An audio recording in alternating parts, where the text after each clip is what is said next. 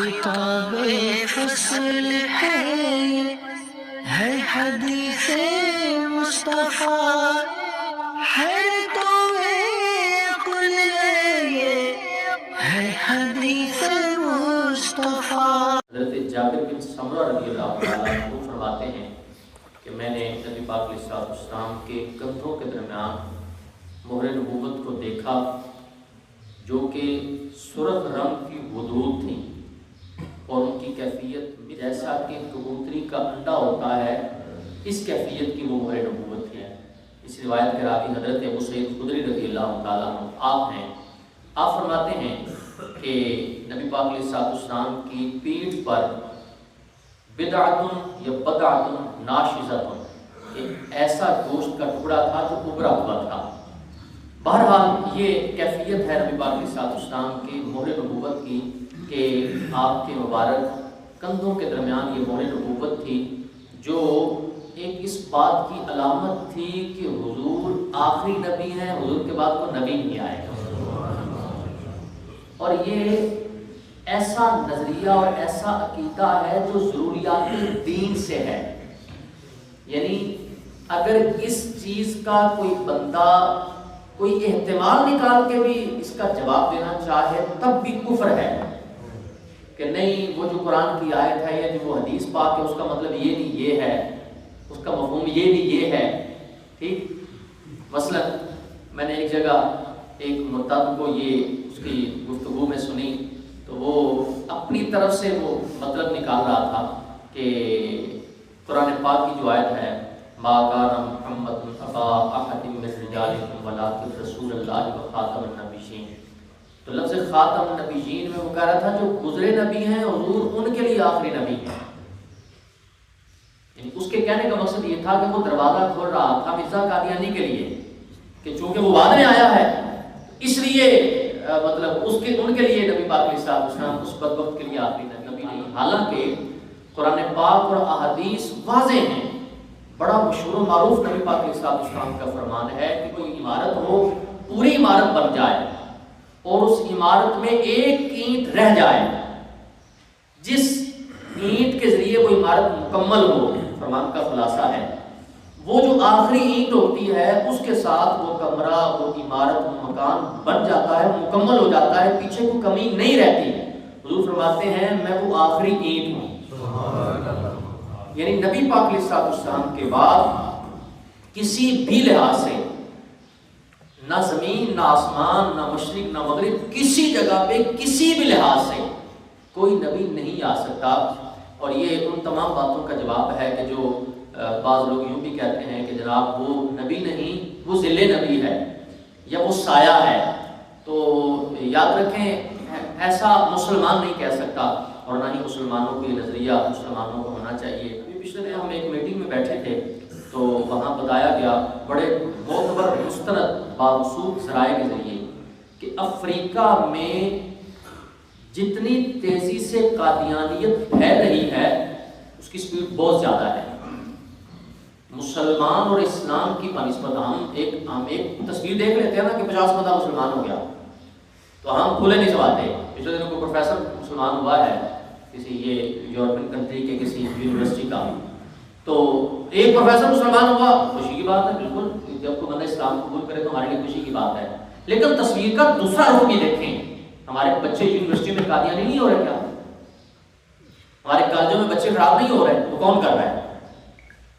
یہ باقی دنیا جہان کی ساری سوسائٹیوں میں پاکستان کی ہر جگہ جو مرضی جہاں مرضی کو جا کے زمین خرید کے اپنا گھر بنا لے، یہ کوئی ربوہ الگ جگہ ہے کہ جہاں کوئی اور نہیں جا کے بساؤ نہیں کر سکتا اور وہاں وہ رہ نہیں سکتا۔ تو یہ ایک بڑی جوڑی پلاننگ کے تحت گندے اور خراب مذہب کو، جس کو مذہب کہنا بھی لفظ مذہب کی توہین ہے، جس کو پروان چڑھایا جا رہا ہے، اس کو آگے لے جایا جا رہا ہے، جس کی طرف ہماری توجہ نہیں، ہماری توجہ تو پیسوں کی طرف ہے، مال و دولت کی طرف ہے، کوٹھیوں کاروں بنگلوں رقموں ان چیزوں کی طرف ہماری تو توجہ ہے۔ ہمارے ہاں تو لوگوں کا دھیان کسی اور طرف ہے، جبکہ جیسے سلو پوائزن ہوتا ہے کہ بندہ جیل میں جاتا ہے اس کو کوئی ایسی کوئی خوراک کھلاتے ہیں کہ وہ جناب چند دن بعد یا سال 2 سال بعد ختم ہو جاتا ہے۔ وہ حال ہمارا ہے کہ ہمارے ہاں یعنی بچہ جاتا ہے وہ ہے ہمارا، لیکن وہ کسی جگہ جا کے تو وہ ایسی وہاں سے معلومات اکٹھی کرتا ہے، ایسی چیزیں وہاں، کیونکہ آزادی رائے ہے نا، جو مرضی کوئی کہہ لے، جو مرضی کو سن لے. تو اس لیے ہمیں یہ دھیان کرنا ہوگا کہ ہم اپنے بچوں کو، اپنے پوتوں کو، اپنے دوستوں کو، اپنی اولاد کو جو ہمارے ذمے ہیں، یاد رکھیں ہم بڑی ذمہ نہیں ہیں. اور یہ بھی بات کسی صورت بھی ٹھیک نہیں ہے کہ کوئی بندہ یہ کہے کہ جناب جیسے اسلام کے باقی فرقے ہیں ویسے یہ بھی اسلام کا ایک فرقہ ہے. بھئی یہ اسلام ہے ہی نہیں. مانا باقی اسلام کے فرقے ہیں لیکن یہ کوئی فرقہ نہیں ہے اسلام کا، اور نہ اس کو بقیہ فرقوں کے کمپیریزن کرتے ہوئے، اس کے مقابلے میں کھڑا کرتے ہوئے اس کو ایک فرقہ مان لیا جائے. بھئی باقی کون سا فرقہ ایسا ہے جو نبی پاک علیہ السلام کو آخری نبی نہیں مانتا؟ بقیہ بھی بڑی بڑی چیزوں کا انکار کرتے ہیں، قرآن کی صحیح آیتوں کا انکار کرتے ہیں، اور بھی حدیث کا، بخاری تک کی حدیثوں کا انکار کرتے ہیں، اپنی طرف سے اس کے جو بھی مطالب نکالتے ہیں.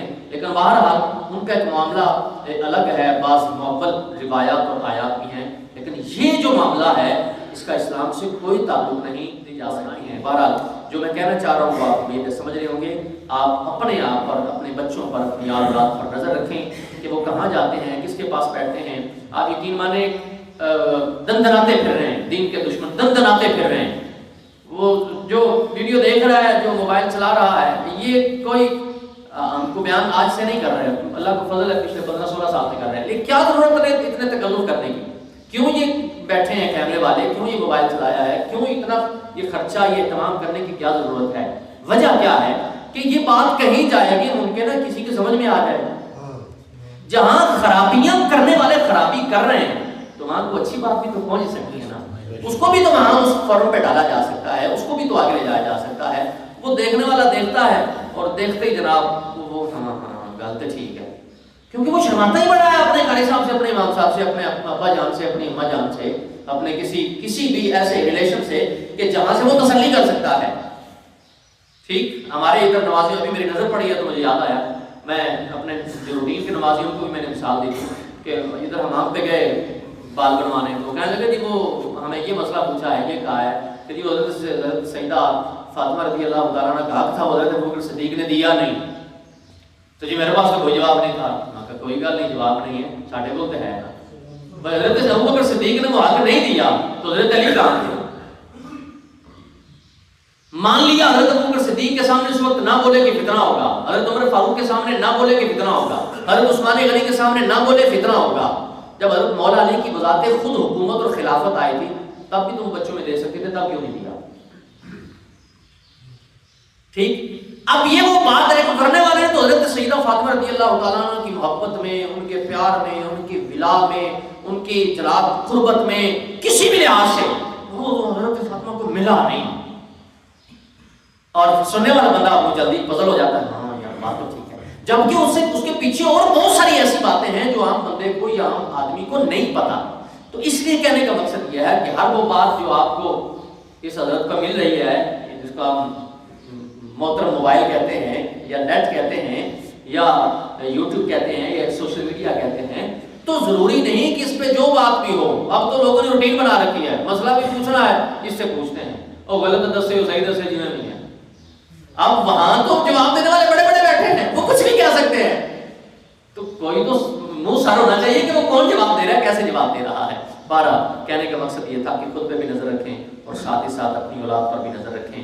ایک دو چیزیں اور ہیں، میں مختصر کر کے بیان کر کے بات مکمل کرتا ہوں. اسی مہر نبوت کے حوالے سے آپ فرماتے ہیں، ایک روایت اور ہے جو حضرت رمیسہ رضی اللہ تعالیٰ عنہ ان سے روایت ہے. آپ کہتی ہیں کہ سمیعت رسول اللہ صلی اللہ علیہ وسلم، میں نبی پاک علیہ السلام کی بارگاہ میں حاضر تھی اور حضور نے اس دن جملہ ایک کہا تھا. وہ جملہ کہا تھا سعد بن معاذ رضی اللہ تعالیٰ عنہ جس دن دنیا سے گئے اس دن آپ نے جملہ فرمایا تھا، اور میں حضور کے اتنا قریب تھی. جملہ جب حضور نے کہا تھا، وہ جملہ کیا تھا وہ آگے ہے، میں حضور کے اتنا قریب تھی کہ لو اشاء ان اقبل الخاتم الذی بین کتفیہ من قربہ لفعلت. جب حضور نے وہ جملہ فرمایا تھا، وہ جملہ آگے ہے، جب حضور نے وہ جملہ فرمایا تھا میں حضور کے اتنا قریب تھی کہ اگر میں نبی پاک علیہ السلام کے مہر نبوت کو بوسہ دینا چاہتی تو دے لیتی. وہ جملہ کیا تھا جو حضور نے فرمایا تھا؟ وہ جملہ یہ تھا، فرماتے ہیں نبی پاک علیہ السلام جب سعد بن معاذ رضی اللہ تعالیٰ آپ نے دنیا سے وصال فرمایا، اس دن آپ نے حضور نے یہ جملہ فرمایا اہتز لہ عرش الرحمن، کہ سعد بن معاذ وہ ہستی ہیں جب یہ آسمانوں پر، عرش پر آسمانوں کی طرف روح گئی ہے تو جو اللہ رب العزت کا عرش ہے وہ سعد بن معاذ کی روح کی آنے کی خوشی میں جھوما ہے۔ عرش پر دھومے مچیں وہ مومن صالح ملا، عرش پر دھومے مچیں وہ مومن صالح ملا، فرش سے ماتم اٹھے وہ طیب و طاہر گیا۔ تو یہ حضرت سعد بن معاذ کی اس میں شان بھی ہے کہ رب کا عرش جھوما ہے ان کی روح کی آنے کی خوشی میں۔ مہر نبوت کے حوالے سے ایک روایت اور بھی ہے، وہ سنا کر بات کو مکمل کرتے ہیں۔ فرماتے ہیں نبی پاک علیہ السلام کی خدمت میں حضرت عبداللہ بن سرجس رضی اللہ تعالیٰ عنہ یہ حاضر ہوئے، کہتے ہیں اتیت رسول اللہ صلی اللہ علیہ وسلم و فی اناس من اصحابہ، حضور صحابہ کرام کے درمیان تشریف فرما تھے، میں حضور کی بارگاہ میں آیا، فدرت ہاکذا من خلفہ، میں کدی ادھے ہوں کدی ادھے ہوں، یعنی میں گھوما کس کے لیے؟ مہر نبوت کی یاد کرنے کے لیے۔ فعرف الذی ارید، تو جو میں ارادہ رکھتا تھا حضور نے وہ پہچان لیا۔ یہ جملہ اس کو یاد رکھنا چاہیے، جو سنے جو دیکھے اس کو یاد رکھے۔ شمائل ترمذی ہے کہ فعرف الذی ارید، زبان سے نہیں بولا، ابھی کوئی اشارہ بھی نہیں کیا، ابھی معافی ضمیر کا اظہار بھی نہیں ہوا، دل کی بات دل میں رہی، لیکن حضور نے دل کی بات جانی ہے۔ ارادہ یہ جو نا وہ قلب کا فعل ہے، دل کا فعل ہے۔ حضور کے بارے میں یہ فرما رہے ہیں کہ جو میرے دل میں تھا، جو میں ارادہ رکھتا تھا، عرفہ، حضور نے پہچان لیا، اور صرف پہچانا نہیں بلکہ اس پر آگے عمل درآمد بھی فرمایا۔ وہ کیا فرماتے ہیں؟ فَأَلْقَ الرِّدَاءَ عَنْ ظَهْرِهِ فَرَأَيْتُ مَوْضِعَ الْخَاتَمَ لَا كَتَفَيْهِ مثل الجمع حولها خلال كأنها ثقاليل۔ فرماتے ہیں جب حضور نے پہچان لیا کہ میں کیا کرنا چاہتا ہوں، حضور نے چادر ہٹا دی، زبان حال سے فرمایا لا دیکھ لے،